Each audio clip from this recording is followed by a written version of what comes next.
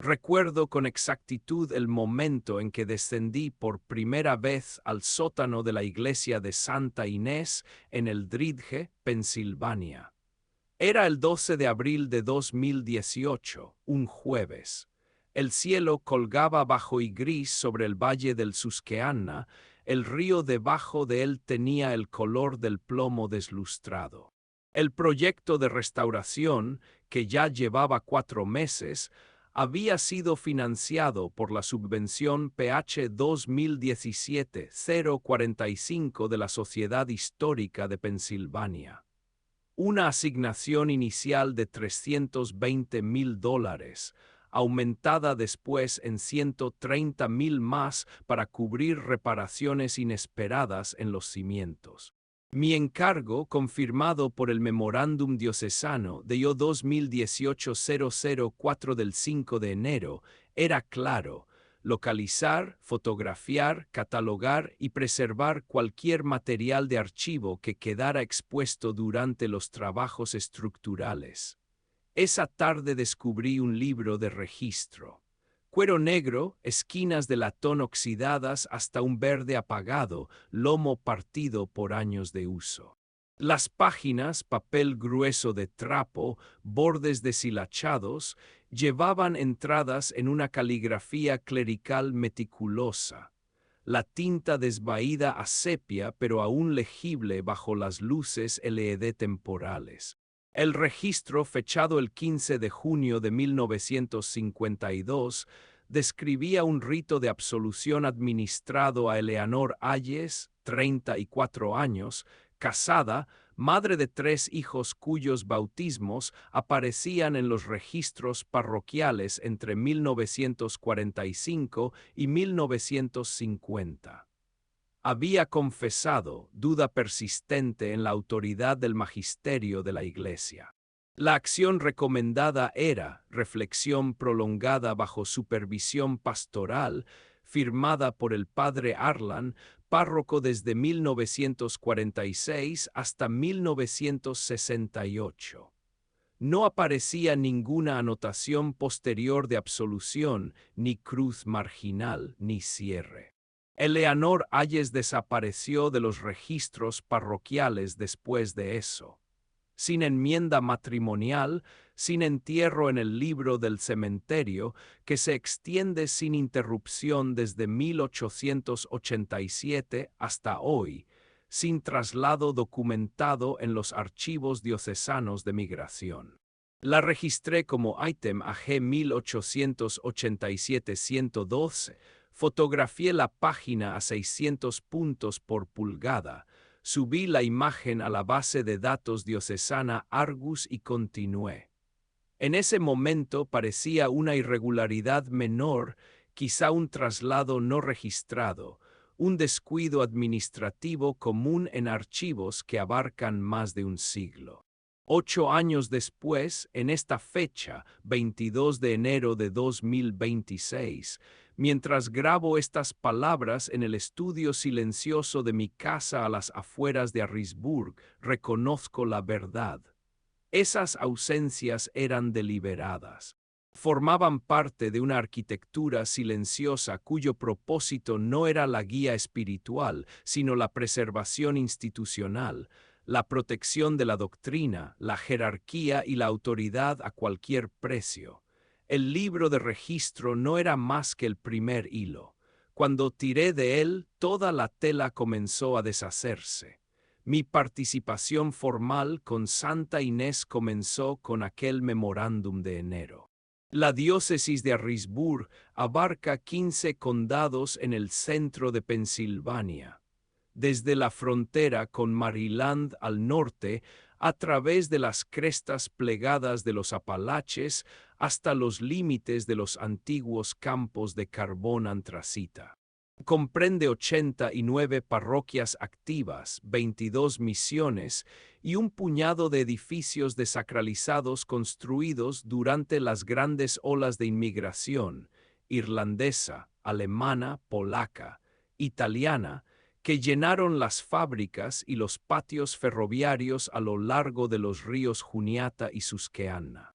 Santa Inés, consagrada el 8 de septiembre de 1887 por el obispo Thomas M. C. Govern, fue construida con arenisca local extraída a 10 millas río arriba. Su diseño seguía el estilo neogótico de la época.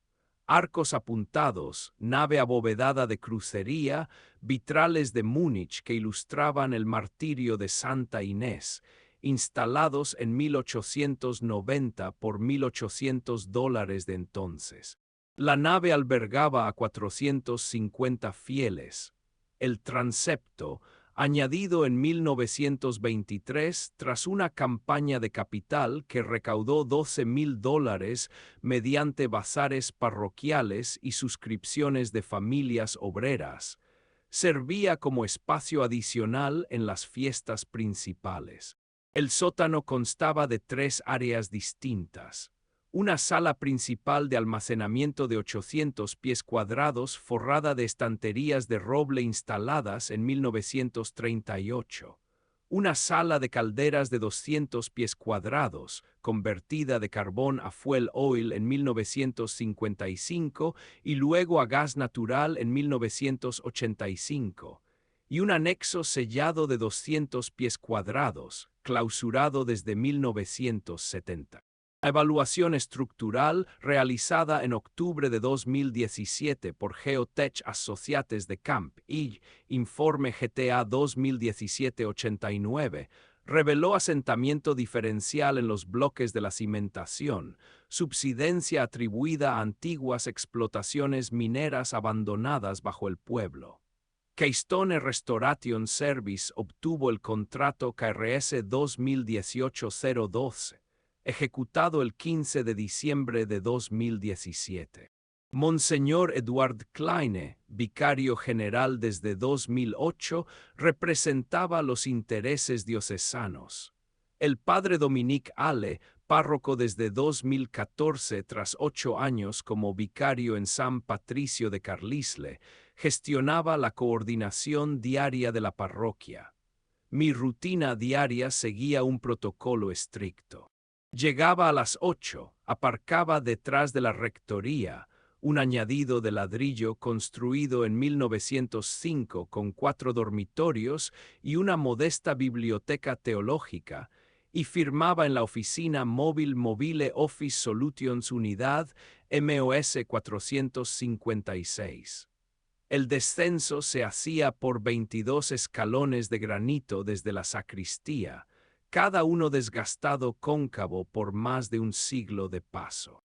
El equipo de protección incluía guantes de nitrilo Kimberly Clark Purple, mascarilla 3M 8210 N95, botas con punta de acero Red Wing modelo 2233 y casco cuando había trabajos en altura.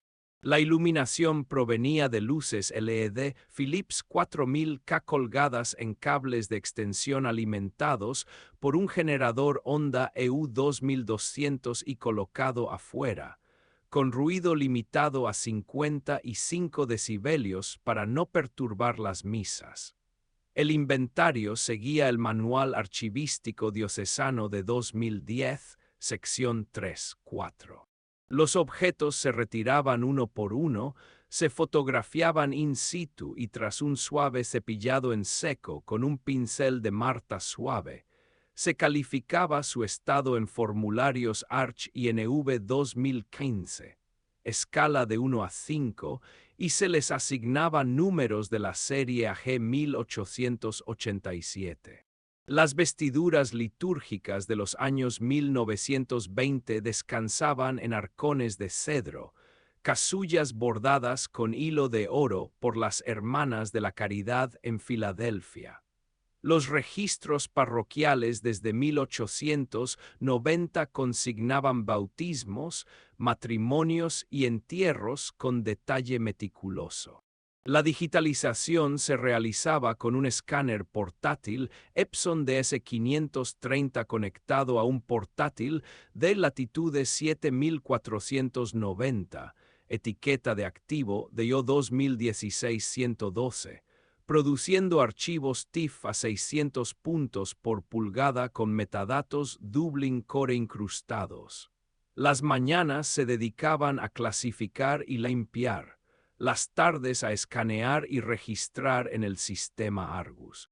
Las reuniones de progreso se celebraban todos los viernes a las 10 en la sala de conferencias de la Rectoría, 15 por 20 pies, panelada en roble instalado en 1940. Los asistentes incluían al gerente de proyecto Thomas Reilly, con 25 años de experiencia en preservación histórica, Monseñor Kleine, el padre Ale y, en ocasiones, Laura Benson de la Sociedad Histórica de Pensilvania. Las agendas llegaban por correo electrónico 24 horas antes a través del servidor diocesano Microsoft Exchange y trataban plazos, lechado de cimientos previsto para junio, partidas presupuestarias, mano de obra $200,000, materiales $150,000, contingencias $100,000 y hallazgos significativos. El 23 de febrero, por ejemplo, la discusión se centró en un fragmento de fuente bautismal de mármol de 1912, 8 por 12 pulgadas, enviado al Laboratorio de Conservación de la Sociedad en Harrisburg bajo número de seguimiento UPS 1Z 4.567.890.123.456.789. La vida parroquial continuó sin interrupciones. Las misas entre semana a las 8 de la mañana atraían una media de 50 asistentes, a las 5 de la tarde 30.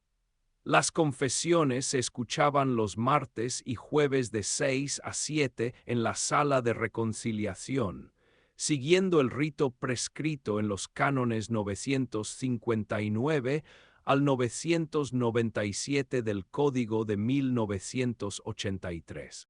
El padre Ale aparecía en el sótano la mayoría de las mañanas alrededor de las 11, a menudo relatando historia local, la inundación de 1937 que destruyó los bancos originales, obligando a una colecta comunitaria que recaudó $5,000. La diócesis misma mantenía una estructura rigurosa, auditorías anuales del Consejo de Finanzas bajo el obispo Ronald Gainer, nombrado en 2014, procedimientos tribunalicios para casos matrimoniales y dispensas. La autoridad descendía en progresión ordenada desde los dicasterios de la Santa Sede a través del obispo hasta los párrocos, cada decisión documentada, revisada y preservada. Era un sistema en el que había confiado implícitamente. Las primeras irregularidades aparecieron casi de forma imperceptible. El 3 de mayo de 2018, en el armario 4 del anexo, cajón B, una unidad gris Telcase de los años 1950, examiné registros de confesiones impresos en el formulario CONF 1938, revisado en 1945. Cada entrada requería fecha, iniciales del penitente, categoría de pecado, penitencia asignada y, habitualmente, una pequeña cruz de tinta que significaba absolución concedida. Varias carecían de esa marca. 7 de octubre de 1948, J.M. Varón, 42 años, duda en la autoridad eclesiástica respecto de la infalibilidad papal, penitencia, consejo privado, anotación marginal en lápiz, referir protocolo 52, sin cruz, los registros censales digitalizados del proyecto de IO 2008-19 no contenían más rastro de J.M. Después de 1948, sin registro matrimonial, sin entierro, sin traslado. El 10 de mayo, el volumen de 1955 arrojó otro, 22 de abril, L.P., mujer 28 años, difundir rumores sobre moralidad del clero, penitencia, reflexión prolongada. De nuevo, sin resolución. Para el 17 de mayo había identificado 12 casos similares entre los años 1940 y 1960, concentrados en los años inmediatamente posteriores a la guerra y durante los inicios de la era de los derechos civiles. El 25 de mayo localicé un manual parroquial de 1925, edición tercera, 48 páginas, impreso por la Catholic Press de Filadelfia, la sección 7. 2 describía ritos de reflexión prolongada para feligreses que mostraban inquietud espiritual persistente, definida vagamente como cuestionamiento de la doctrina o de la autoridad clerical. El procedimiento exigía aislamiento en una cámara de reflexión ubicada en el anexo del sótano, duraciones de 24 a 72 horas, con servicios básicos para la contemplación. Los planos arquitectónicos de 1886, actualizados en 1950, no mostraban tal cámara, solo almacenamiento indiferenciado. En la reunión semanal de ese día, Monseñor Kline describió el lenguaje como arcaico, quizá refiriéndose a un antiguo hueco de caldera reutilizado para oración privada durante los años de la prohibición. Cuando solicité el memorándum de apoyo de 1932 que había citado, se informó que estaba mal archivado en los archivos de la Cancillería. El comportamiento del padre Ale cambió después de que preguntara, el 4 de junio, sobre el acceso a registros de confesión sellados. Citó el Canon 489, que exige destruir las anotaciones penitenciales después de 10 años para proteger la confidencialidad. Pero sus ojos no se encontraron con los míos y su tono fue inusualmente cortante. Los obreros mencionaron golpes huecos y rítmicos provenientes de las paredes, sonidos no relacionados con herramientas neumáticas ni con el generador. Pero los registros de incidentes OSA 301 no consignaban nada inusual. El 20 de junio la puerta del anexo estaba entreabierta, aunque yo la había cerrado con llave la noche anterior.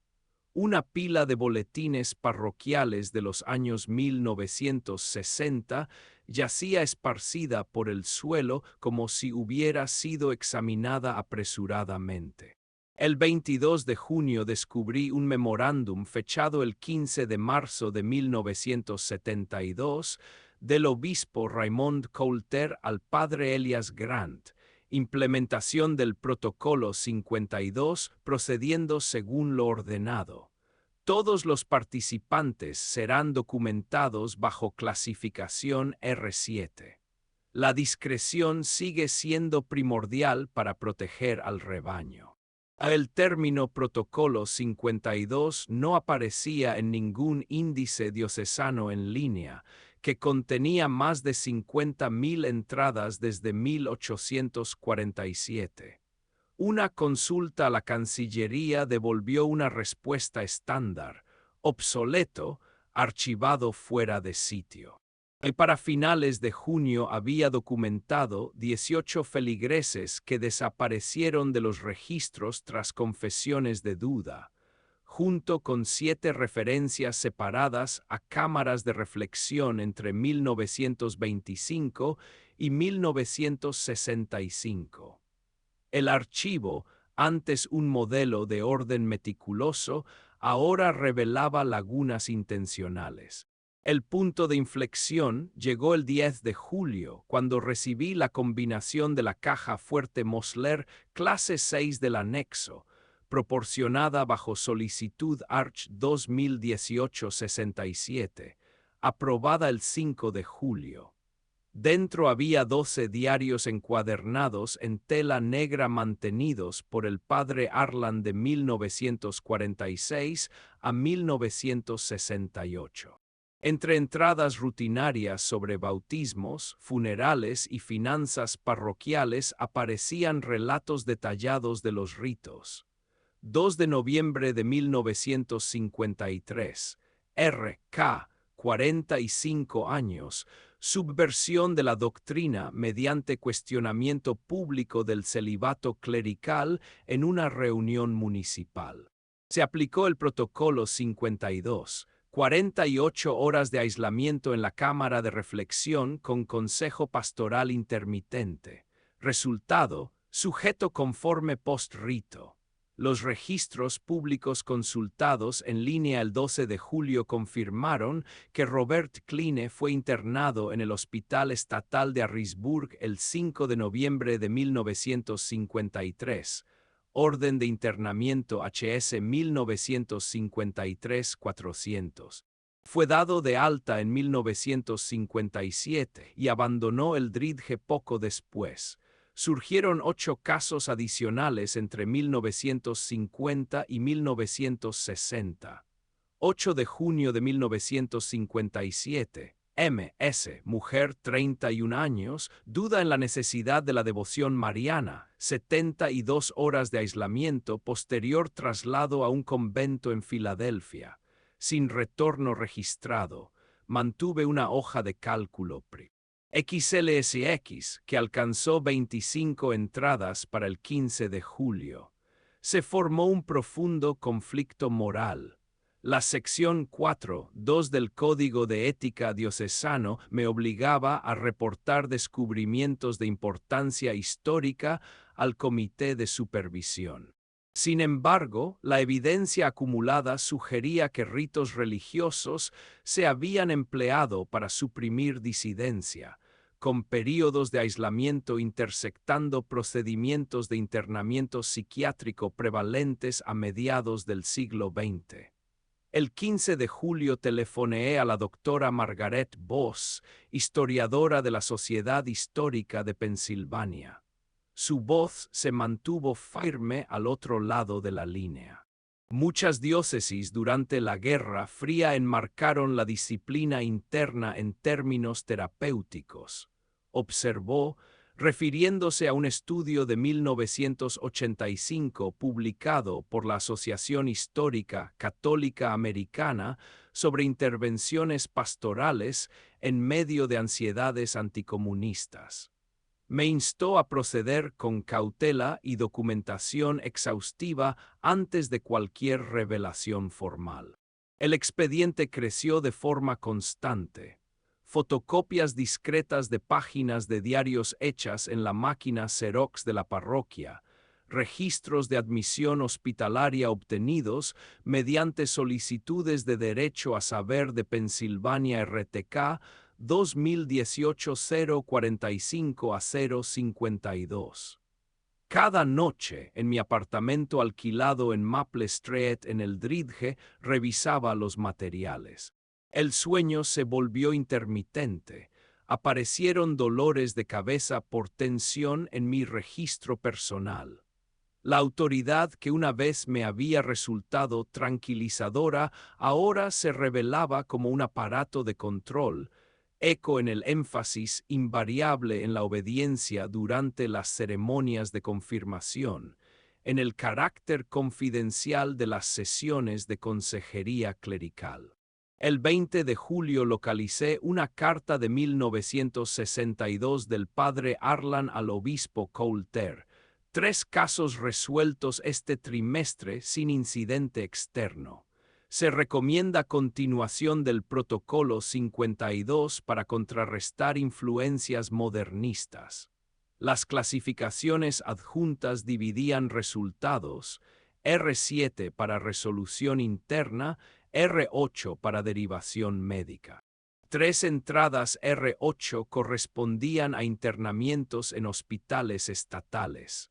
La revelación ocurrió el 3 de agosto durante una reunión privada con Monseñor Kline en la oficina de la rectoría. Un escritorio de nogal de los años 1890 se interponía entre nosotros. Estanterías de volúmenes de derecho canónico cubrían las paredes. Presenté un archivador con 150 páginas de documentos copiados y análisis. Leyó en silencio durante 30 minutos, luego dejó las páginas a un lado y se quitó las gafas. El Protocolo 52, explicó, había sido instituido en 1947 por el Consejo Diocesano bajo el obispo Francis Brennan. Autorizaba ritos terapéuticos para feligreses considerados en riesgo de defección espiritual durante la Guerra Fría temprana, cuando los temores a infiltración atea eran agudos. El proceso implicaba aislamiento guiado en la cámara designada del anexo, desactivada en 1970 tras las reformas del Concilio Vaticano II, combinado con consejería dirigida destinada a restaurar la fe y la obediencia. En casos de no cumplimiento persistente, se arreglaban derivaciones a instituciones médicas cooperantes, presentadas como actos de misericordia pastoral. Más de 40 ritos de este tipo fueron documentados entre 1948 y 1968. Los resultados incluían reafirmación supervisada, reubicación a otras diócesis, tratamiento institucional o, en 3 casos, retirada voluntaria de la comunidad sin explicación, sin certificados de defunción correspondientes en los registros del condado. La Iglesia siempre ha protegido a su rebaño, afirmó con calma, invocando el Canon 1752. La salvación de las almas como ley suprema. Procedimientos comparables, señaló, habían existido en otras diócesis estadounidenses, como se refería en un informe restringido del Vaticano de 1975 sobre prácticas pastorales en Estados Unidos. La explicación se dio sin adornos ni remordimiento, meramente como necesidad histórica. Elegí la discreción. El expediente fue reclasificado bajo Código de Acceso Restringido R7 como ítem AG 1887-999 y devuelto a los archivos el 5 de agosto. La restauración concluyó el 15 de septiembre de 2018 con una ceremonia de rededicación presidida por el obispo Gainer ante 200 feligreses. Su homilía habló de la fuerza perdurable de las comunidades de fe a través de las generaciones. Permanecí en el servicio diocesano hasta marzo de 2020, cuando presenté mi renuncia RS 2020-02 citando motivos personales y pasé a consultoría archivística independiente. El conocimiento, sin embargo, permanece. Cuando asisto a misa en otro lugar oigo ciertas frases repetirse a proteger al rebaño, las mismas palabras que usó Monseñor Kleine. Las confesiones siguen exigiendo revelación completa. Los votos de obediencia permanecen inalterados en el rito de confirmación. Quedan preguntas sin resolver. Las condiciones exactas dentro de esas cámaras, el verdadero número de vidas redirigidas, si rastros leves del Protocolo 52 persisten en las directrices contemporáneas de consejería pastoral o en los protocolos diocesanos de protección. Ya no soy el mismo. La autoridad, antes fuente de estabilidad, ahora se presenta como un velo cuidadosamente mantenido que oculta el precio exigido por la conformidad. En momentos de quietud, cuando reviso notas antiguas y archivos encriptados, pienso en los nombres ausentes, Eleanor Hayes, J. M. R. K. y las docenas más, cuyas historias fueron absorbidas en el silencio de la institución, dejando atrás solo el eco más sutil de lo que se hizo en nombre de la salvación.